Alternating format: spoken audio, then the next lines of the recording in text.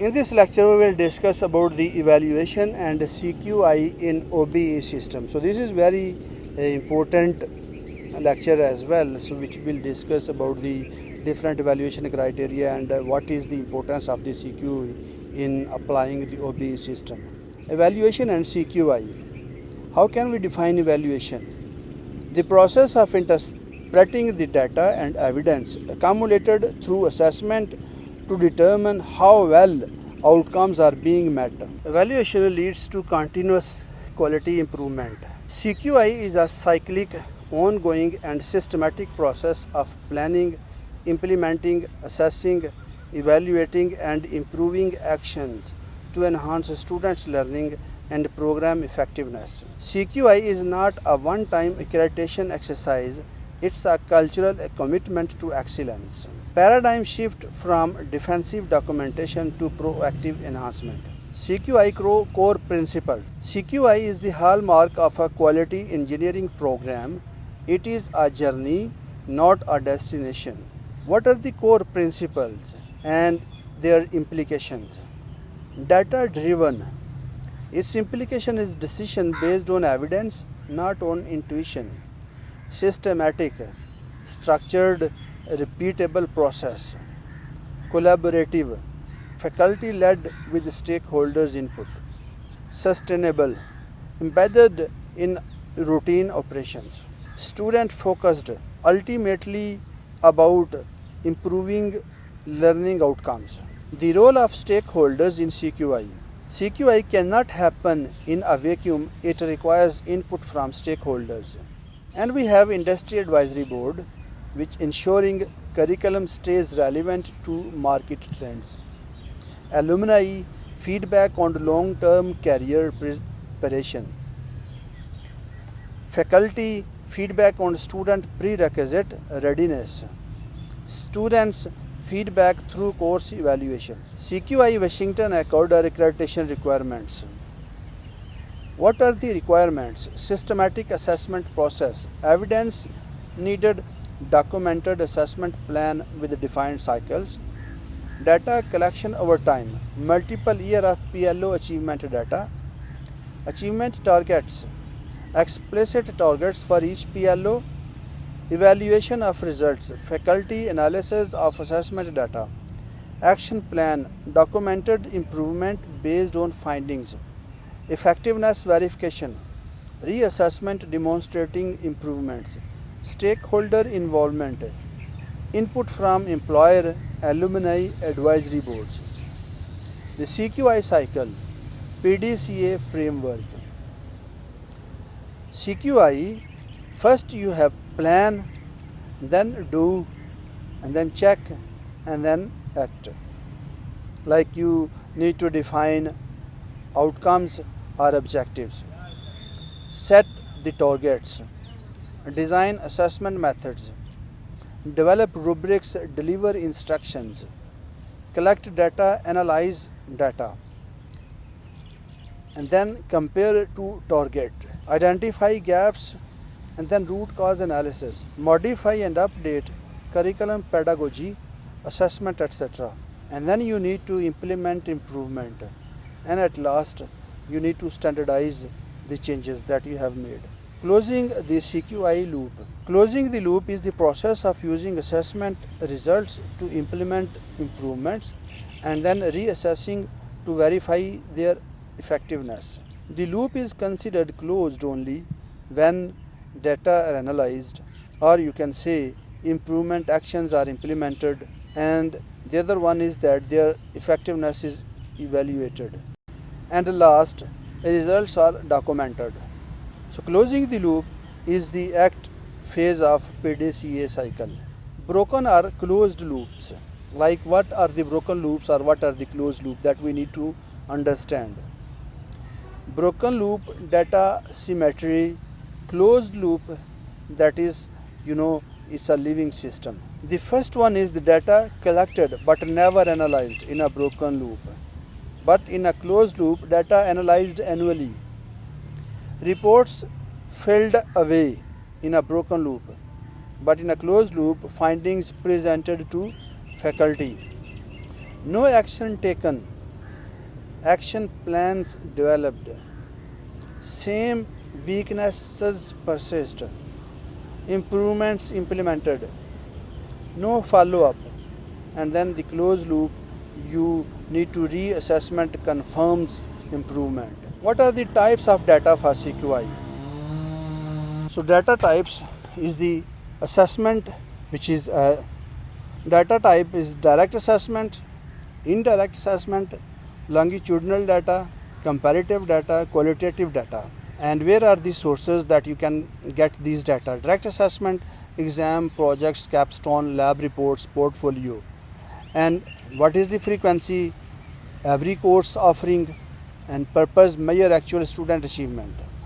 Indirect assessment, you can have course survey, exit survey, alumni survey, employer surveys. And what is the frequency? Annual or after 3 years. Purpose capture perceptions. Third is longitudinal data, sample, same PLOs tracked across cohort, continuous and identify trends.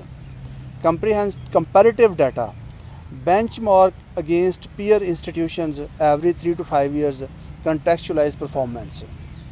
Qualitative data, focus groups, advisory board minute, faculty meeting notes as needed, understand why. And what is the data management principle?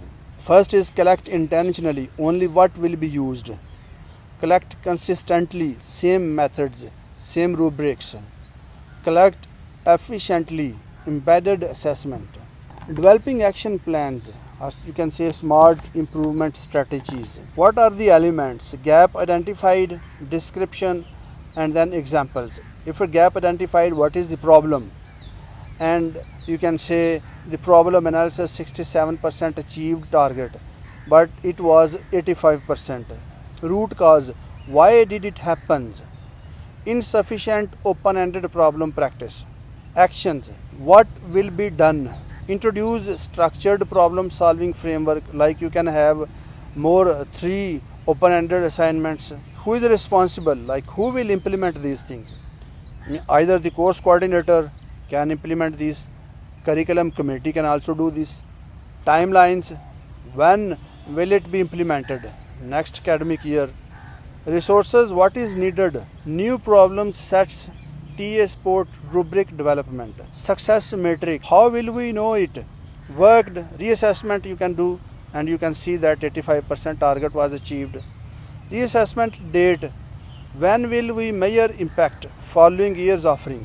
Implementing changes, curriculum pedagogy, category and example. Curriculum changes, add, remove courses, revise contents, sequence, update syllabus. Pedagogy changes, active learning, flipped classrooms, problem-based learning, scaffolding. Assessment changes, new rubrics, additional assignments, revised exam questions. Resource changes, lab upgrade, software tools, faculty and TA training. Faculty development, workshop, teaching circles, mentoring. Student support, tutoring, supplemental instructions, office hours. Reassessment and impact measurement. Did it work? Like you can set the metric and you can see what was before and what was after, and you can see the changes.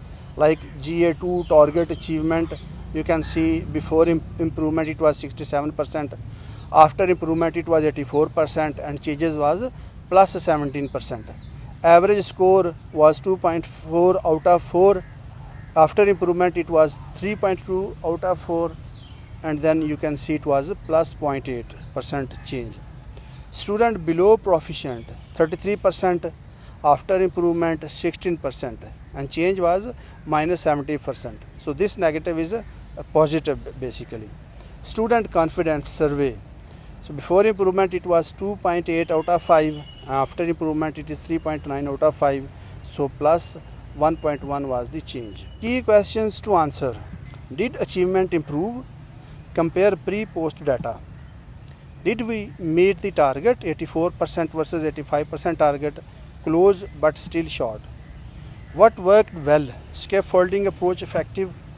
What still needs work? Some students still struggle with complex problems. What next? Additional refinement needed. Closing the loop, actionable improvements. You need to identify the gaps, you need to see root cause, and then you have to do the actions. Problem analysis below target. The student struggled with an open-ended problem. Add structured problem solving framework. Scaffolded practice. Communication weak in capstone. Limited presentation practice. Added mandatory presentation in design courses. Teamwork inconsistency. No formal peer evaluation. Implemented peer evaluation system. Long life learning not demonstrated. No explicit requirement. Added professional development portfolio requirement.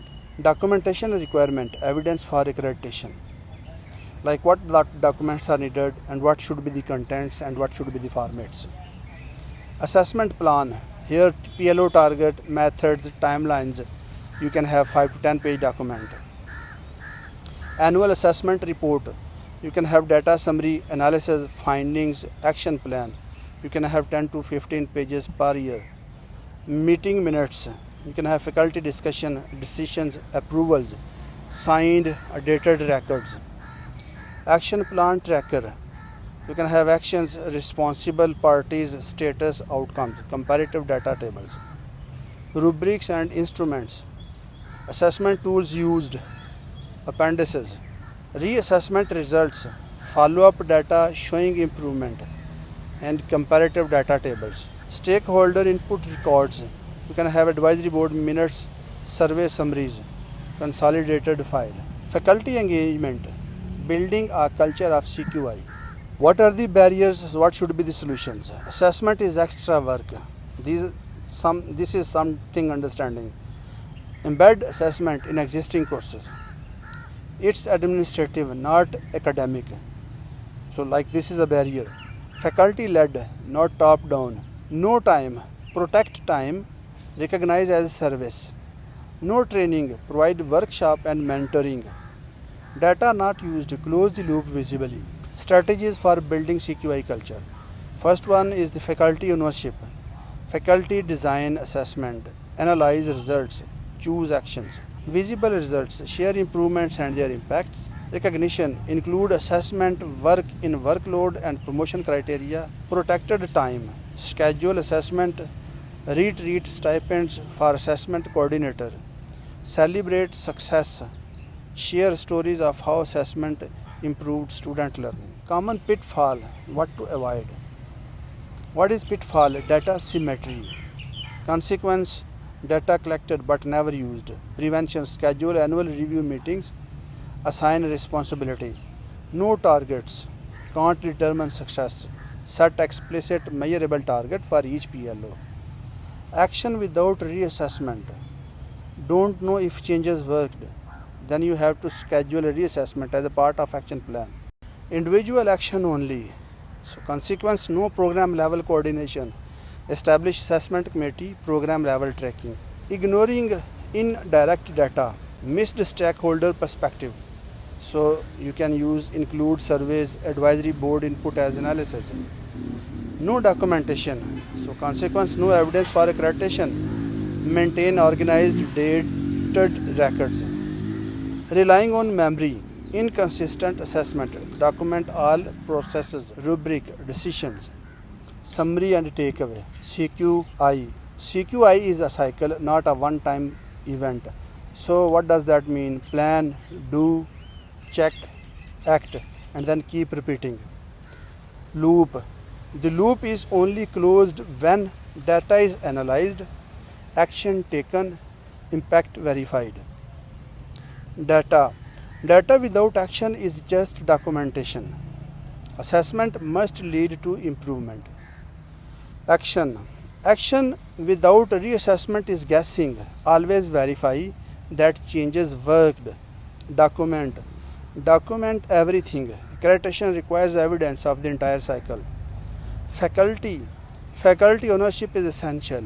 Build culture, not compliance. So we also have some example of gap analysis. So if you have the reports, you need to fill the rejoinder, you have some gap analysis and you need to show the action taken. For example, the first one is there was a need to develop the document's mission in line with the university new vision and mission, as the university had previously used the quality policy as its vision and mission document. Then what action should be taken? New mission of the document is formulated in line with the university vision and mission. The same had been approved in Board of Studies meeting and later confirmed through representative of industry in the first meeting of IAB. So here you see C Annex 3. So you need to attach this one as well. Second, there was a requirement to define program educational objective for better alignment with program mission and involve stakeholders' perspective. After extensive brainstorming session, PEO were redefined and refined. These PEOs were discussed and approved during the meeting with industrial representative in the first meeting of IAB. See Annex. Again, annexure is appended. There was a requirement to define and revise PLOs and to bring these in line with the program mission and PO. What is the action? 11 graduate attribute of PEC 2019 manual of accreditation have been adopted as PLOs, and the mapping of PLO is made with PEOs. Like this is a type of rejoinder that you need to fill at the end. So I hope that you understand how CQI will work and how the closing the loop is important. So if you have all these things, so you can perform well during the accreditation visit. So but if still you have any doubt, you can ask in the comment box.